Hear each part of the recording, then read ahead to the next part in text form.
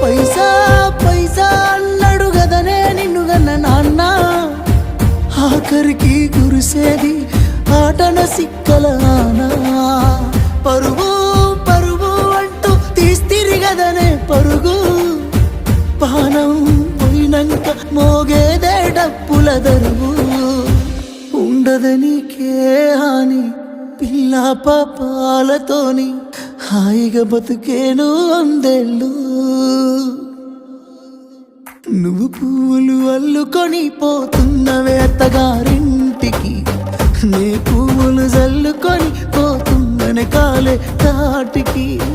నువ్వు